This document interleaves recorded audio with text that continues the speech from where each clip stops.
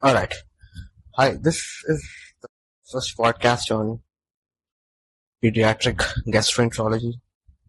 Welcome to USMLE Strep Crash Course. We will be discussing some pediatric conditions that is going to affect your gastroenterology system.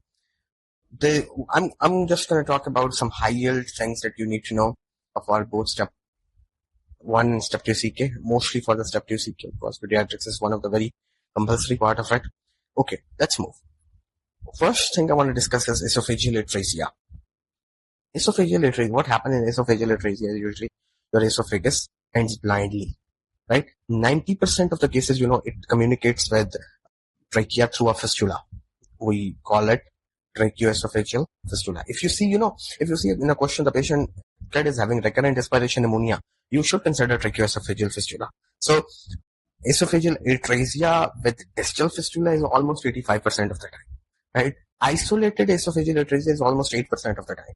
We have a type, we know each type, tracheoesophageal fistula, and it's almost 4%, right? So how do the child will present with esophageal atresia? First, when the child will exhibit vomiting with first feeding, choking, coughing, and cyanosis, right? Maybe choking, coughing, and cyanosis happen due to DEF, right? Recurrent aspiration pneumonia. Due to gastric fluid can reflux into the distal esophagus through the fistula and into the trachea and the lungs, so it leads to recurrent aspiration pneumonia. And there will always be the history of possible polyhydramnios, as the affected fetus cannot be able to swallow amniotic fluid as well, right? So what are you gonna do here? You will be doing the X-ray, chest X-ray, see the gastric air bubble sign and esophageal air bubbles, right? The tracheoesophageal fistula, it permits the air entry into the GI tract, and the stomach and the intestine can become quite distended with each breath, right? Second, you will be you do the coiling of the NG. We place the NG tube and there will be coiling and it can be seen in chest X-ray, right? And the inability to pass into the stomach, that is pretty diagnostic, right? How do you treat? 2 steps to correct this anomaly. You obviously need to do the surgical repair. So 2 steps. First, the surgical repair must be done, right?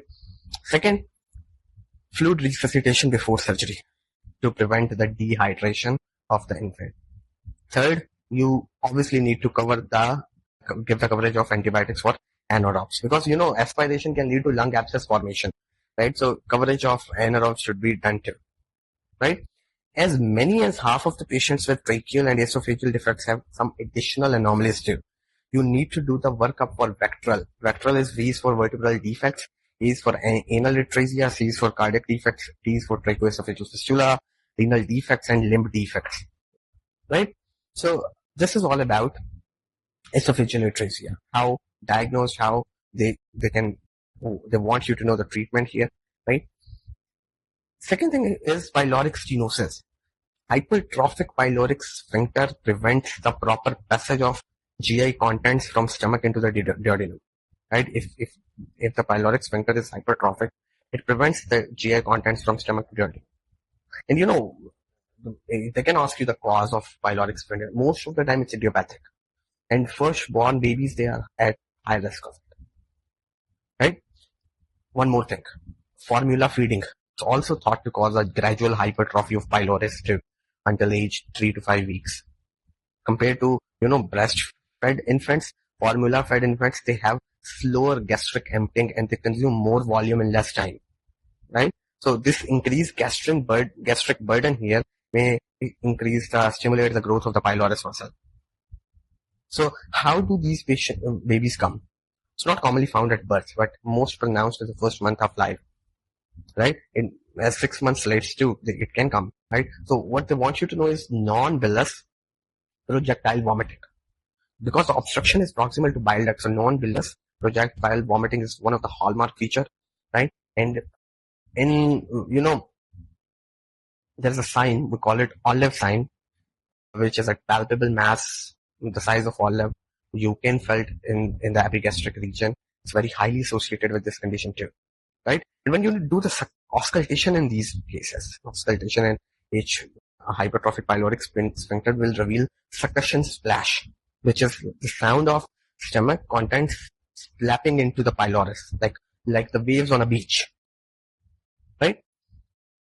What they can ask you in hypertrophic pyloric sphincter, they want you to know the metabolic imbalance too. It leads to hypokalemic metabolic alkalosis. Why? Because there is loss of hydrogen ions in the vomitus. Potassium ion loss also worsens from aldosterone release in response to hypovolemia as well, right?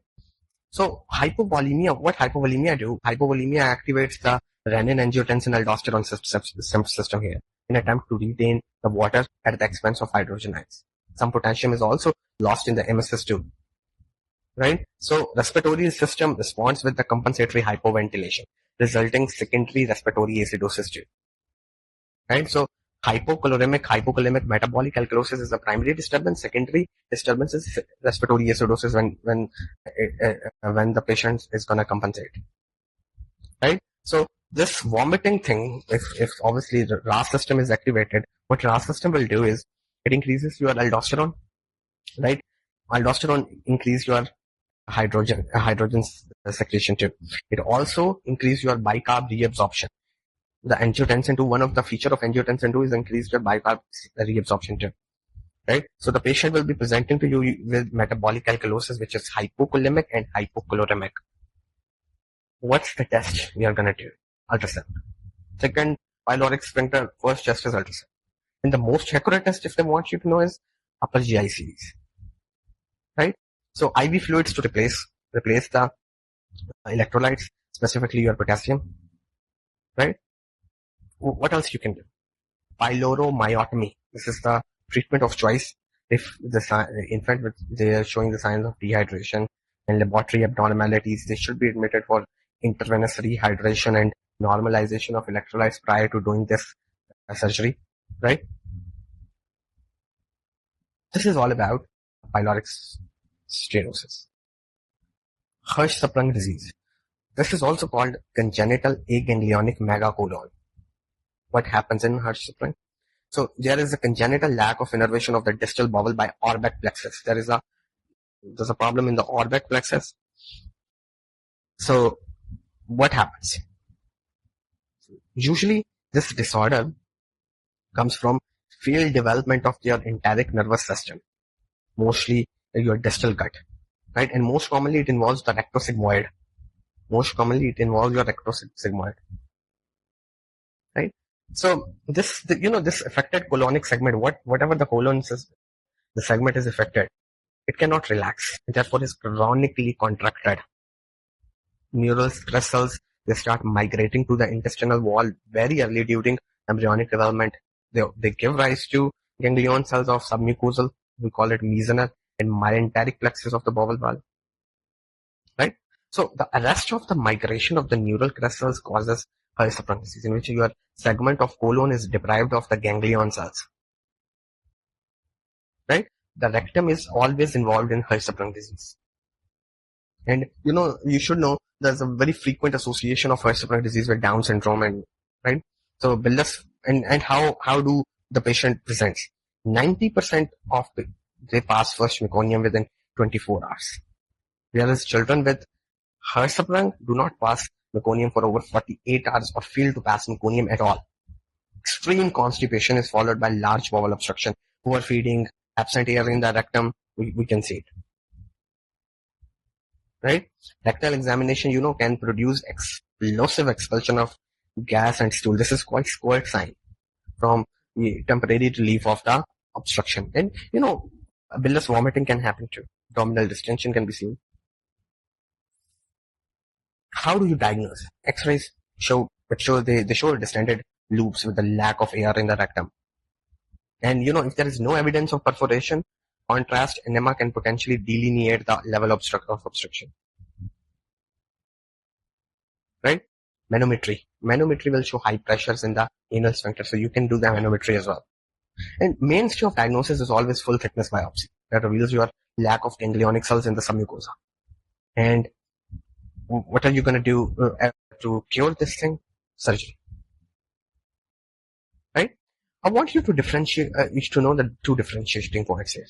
Meconium ileus and high subtruncal disease, they should be considered in any neonate with delayed passage of meconium, as 99% of the healthy individual, they should pass stool within the 48 hours of birth. These two conditions, they have these overlapping features but can usually be differentiated by the level of intestinal obstruction and meconium consistency. Meconium ileus is usually virtually diagnostic for cystic fibrosis. Only 20% of the patients with cystic fibrosis, they develop meconium ileus. But almost all newborns with meconium ileus have cystic fibrosis. So mutation in the CF transmembrane regulator gene results in abnormal chloride and sodium transport, and it leads to thick viscous secretions in the multiple organs. So this thick inspissated meconium is difficult to propel, resulting in a big time obstruction at the level of ileum. Right? And you will be seeing underdeveloped colon. We call it microcolon.